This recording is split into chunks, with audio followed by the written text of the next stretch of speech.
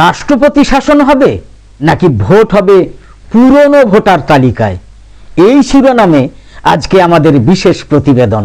প্রতিদিনের মতো আজকের প্রতিবেদন উপস্থাপন করছি আমি জাকির হোসেন শেখ, আর ক্যামেরায় রুবিনা খাতুন।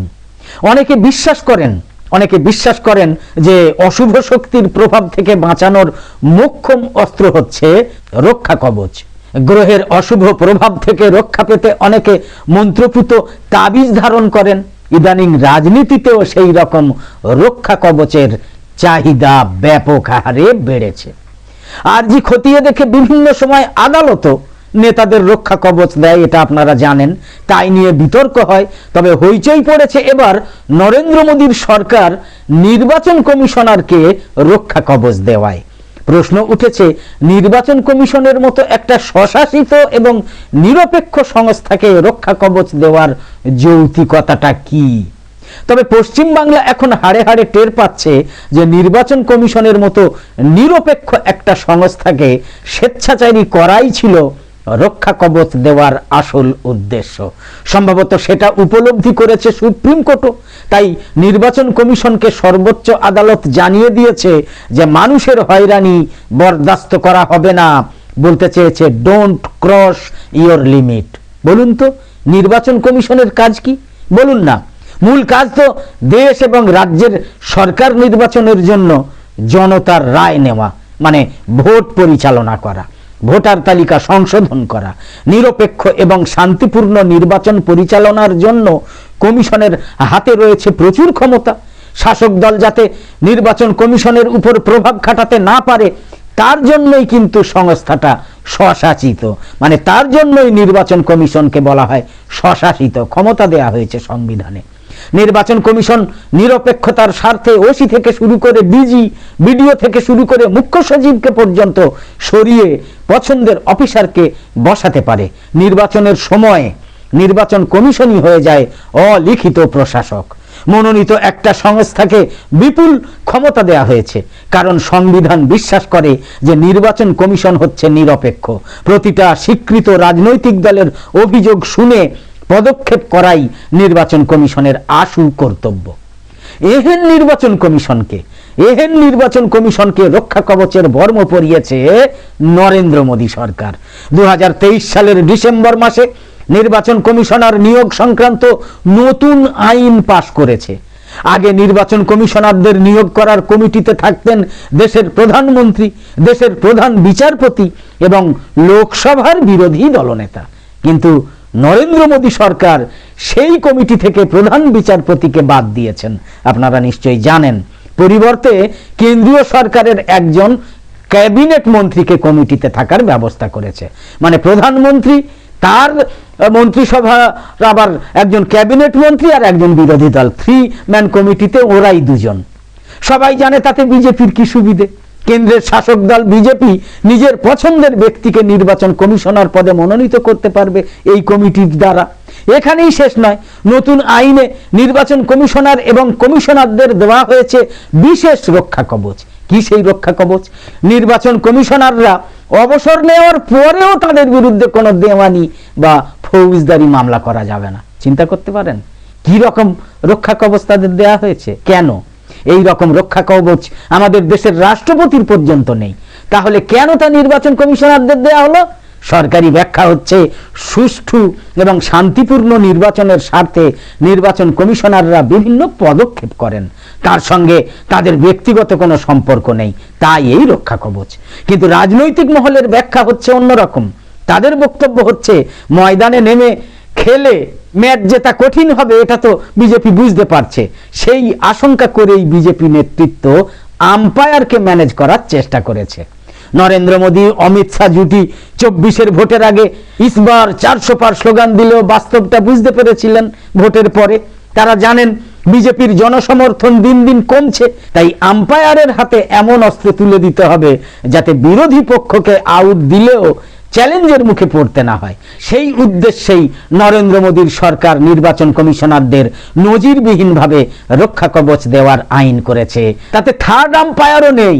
সিদ্ধান্ত ভুল হলো না ঠিক হলো সেটা বিচারের জন্য কোনো রকম রিপ্লে দেখারও কোনো সুযোগ থাকবে না, নেইও। নির্বাচন কমিশন কাগজে কলমে নিরপেক্ষ হলেও তারা কেন্দ্রের শাসক দলের হয়েই কাজ করতে পারবে, করছেও। তাদের নির্দেশ মতোই কমিশন অধিকাংশ সিদ্ধান্ত নেয়। এই অভিযোগ বিরোধী দলগুলোর দীর্ঘদিনের। 2019 সালের নির্বাচনেও নির্বাচন কমিশনের নেওয়া সিদ্ধান্তে বিজেপি বিশেষ সুবিধা পেয়েছিল।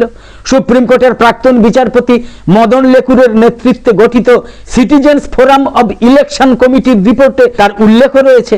রিপোর্টে বলা হয়েছে, জাতীয় নির্বাচন কমিশন ইচ্ছা করে ভোটের দিন ঘোষণা পিছিয়ে দিয়েছিল, কারণ তখনও কেন্দ্রীয় সরকারের বেশ কিছু প্রকল্পের উদ্বোধন বাকি ছিল।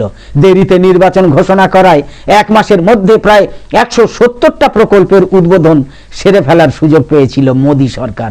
বেশিরভাগ উদ্বোধনই করেছিলেন প্রধানমন্ত্রী নরেন্দ্র মোদী নিজে। আর যিনি তার বিরোধিতা করেছিলেন তাকে পদ থেকে সরিয়ে দেওয়া হয়েছিল। মনে পড়ছে তো আপনাদের? 21-এর নির্বাচনের সময়েও একই অভিজ্ঞতা হয়েছিল বাংলার, একই অভিজ্ঞতা হয়েছিল পশ্চিমবঙ্গের জনগণের। করোনা পরিস্থিতির জেরে গোটা দেশ যখন কার্যত গৃহবন্দী, তখনও 8 দফায় নির্বাচন করা হয়েছিল পশ্চিমবঙ্গে। রাজ্যবাসী এবং রাজ্য সরকার বারবার দাবি করা সত্ত্বেও দফা কিন্তু কমায়নি নির্বাচন কমিশন। কারণ তখন বিজেপি নেতৃত্ব মনে করেছিল বেশি দফায় ভোট হলে প্রতিটা বুথ কেন্দ্রীয় বাহিনী দিয়ে মুড়ে দেওয়া যাবে, প্রতিটা বুথ কেন্দ্রীয় বাহিনী দিয়ে ঘিরে ফেলা যাবে, তাতে তৃণমূল কংগ্রেস ভোট লুট করতে পারবে না। সেই কারণে পূর্ব ঘোষিত সময়সূচি মেনে ভোট করাতে অনড় ছিল নির্বাচন কমিশন। আর এবার এই 2026 সালে সামনের ভোট হওয়ার আগের সময়ে আমরা কি দেখতে পাচ্ছি? ক দফায় ভোট হবে এখনো তা স্পষ্ট নয়, তবে শোনা যাচ্ছে এবার 2 থেকে 3 দফায় এ রাজ্যে ভোট করাতে চাইছে বিজেপি। কেননা তারা এখন মনে করছে যে বেশি দফায় ভোট করলে সুবিধা হবে তৃণমূলেরই। তাই এবার ভোট গ্রহণের দফা যে কমবে সেটা এখন থেকেই বলে দেওয়া যায়। এবারও কেন্দ্রের শাসক দলের সুবিধার কথা ভেবেই নির্বাচন কমিশন এসআইআর নিয়ে একের পর এক পদক্ষেপ করছে বলে অভিযোগ। তুগলকি পদক্ষেপ, তার জেরে সাধারণ মানুষের দুর্ভোগের মাত্রা ছাড়িয়ে গিয়েছে। নির্বাচন কমিশনার বারবার সিদ্ধান্ত বদল করছে। প্রথমে বলা হয়েছিল 2002 সালের ভোটার তালিকায় নাম থাকলে শুনানিতে কাউকে ডাকা হবে না, তারা শুধু ইনুমেরেশন ফর্ম পূরণ করলেই তালিকায় নাম উঠে যাবে। তাতে দেখা গেল রাজ্যে আনম্যাপড ভোটারের সংখ্যা মাত্র 30 লক্ষ। বিজেপি দেখলো আরে কেবল এই 30 লক্ষ ভোটারকে শুনানিতে ডাকলে বিজেপির নাম বাতিলের টার্গেট তো কোনো মতেই পূরণ হবে না। তাই চালু হলো তুগলকি পদ্ধতি, লজিক্যাল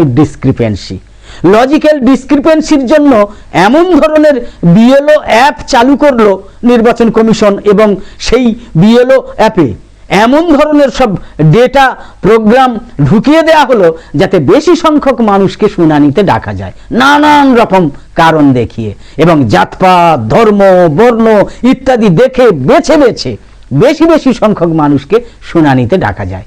ফলে সন্দেহজনক হিসেবে মুসলিম ভোটারের সংখ্যা বৃদ্ধি পেল। যদিও কায়দা করে ডাকা হচ্ছে দেশের এবং রাজ্যের কিছু বিশিষ্ট জনকেও। কৌশলটা হলো কি বলুন তো? কৌশলটা হলো এই যে হিয়ারিং এ ডাক পাওয়া সাধারণ মানুষজন যেন ভাবে যে দেশের অমর্ত্য সেন, শামিরুল ইসলাম, বাপি হালদারদের মতো গণ্যমান্য ব্যক্তিদের যখন শুনানিতে ডাকা হচ্ছে তখন আমরা তখন ছাড়, মানে ক্ষোভটা যেন স্থিমিত হয়। এই কায়দাতে কিছু বিশিষ্টজনকেও নোটিশ দেওয়া হচ্ছে হিয়ারিং এর জন্য। সিনেমা আর্টিস্ট দেবকে হিয়ারিং এর জন্য ডাকা হচ্ছে। তো এই হচ্ছে কারণ। এখন দেখা যাচ্ছে প্রশাসনের সঙ্গে যুক্ত অফিসাররাও ডাক পাচ্ছেন। সেই তালিকায় যেমন এসডিও, এডিএমরা রয়েছেন, তেমনই আছেন আইপিএস অফিসাররাও। অনেকে বলছেন বিজেপিকে খুশি করতে গিয়ে নির্বাচন কমিশন এসআইআর প্রক্রিয়াটাকেই একটা হাসির খোরাক বানিয়ে ফেলেছে। জ্ঞানেশ কুমার সাহেবের টিমের খামখেয়ালিপনার কারণে জেলায় জেলায় ক্ষোভ, জেলায় জেলায় বিক্ষোভ, গ্রামে বুথে যেখানে হিয়ারিং হচ্ছে সেই সব জায়গায় বিক্ষোভ, আগুন, ভাঙচুর এইসবের ঘটনা ঘটছে নিয়মিত। যত অঘটন ঘটছে ততই কিন্তু বাড়ছে বঙ্গ বিজেপির উল্লাস, কারণ তারা তো এটা চাইছে। বিজেপি নেতৃত্ব মনে করছে তো গন্ডগোলের জেরে এবং কমিশনের নিত্য নতুন ফরমানে দীর্ঘায়িত হবে এসআইআর প্রক্রিয়া, আর এই সব করতে করতে শেষ হয়ে যাবে নির্বাচিত সরকারের মেয়াদ, আর তাহলেই ভোট হবে রাষ্ট্রপতি শাসনের অধীনে। তাহলে গন্ডগোল, মানুষকে হেনস্থা করা, বিক্ষুব্ধ করে তোলা, এইসবের কারণ বুঝতে পারছেন তো? বিজেপির লক্ষ্য হচ্ছে আসলে বাংলার ক্ষমতা দখল, তার জন্য গণতন্ত্রের গলা টিপে ধরতেও পিছপা নয় তারা। কিন্তু সুপ্রিম কোর্ট গণতন্ত্রের অতন্দ্র প্রহরী, তাই গণতান্ত্রিক ব্যবস্থাকে সুরক্ষিত রাখার স্বার্থে নির্বাচন কমিশনকে কিছুটা ঝাঁকুনি দিয়েছে দেশের সর্বোচ্চ আদালত। আর তাতেই ছুটেছে গেরুয়া শিবিরের ঘাম, তাতেই ছুটেছে গেরুয়া শিবিরের ঘুম। বিহারে এসআইআর এর সময় সুপ্রিম কোর্ট হুঁশিয়ারি দিয়ে বলেছিল কোনো অনিয়ম হচ্ছে দেখলেই গোটা প্রক্রিয়াটা কিন্তু বাতিল করে দেয়া হবে। এবার বাংলায় এসআইআর নিয়ে মানুষের হয়রানি নিয়ে মুখ খুলেছেন সুপ্রিম কোর্টের বিচারপতিরা।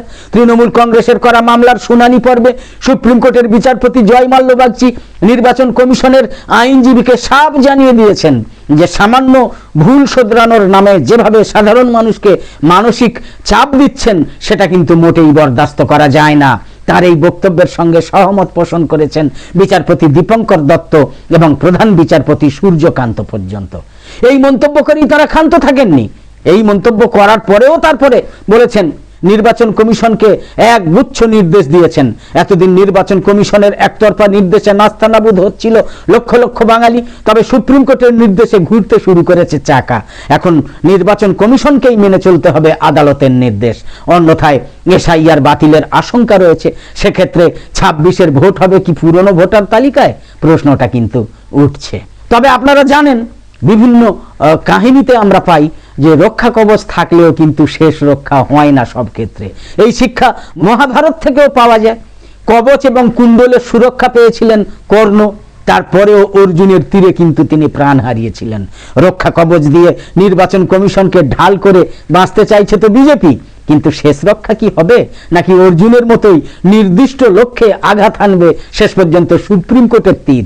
উত্তরটা কিন্তু সময়ই বলতে পারে, উত্তরটা দেবে কিন্তু সময়। যাই হোক, একদম শেষে বলি, আমাদের আজকের এই ভিডিওর বিষয়বস্তু ভালো লেগে থাকলে ইউটিউবে নোটিফিকেশন পেতে সাবস্ক্রাইব করে পাশের বেল আইকন অন করে রাখুন, আর ফেসবুকে ফলো করে আমাদের আরো নতুন নতুন ভিডিও বানাতে এবং লাইভ সম্প্রচারে উৎসাহিত করতে লাইক, কমেন্ট এবং বেশি বেশি শেয়ার করে সঙ্গে থাকুন। তো আপাতত শেষ করছি, কামনা করি সকলে সবসময় খুব ভালো এবং সুস্থ থাকুন, সাবধানে থাকুন। ধন্যবাদ।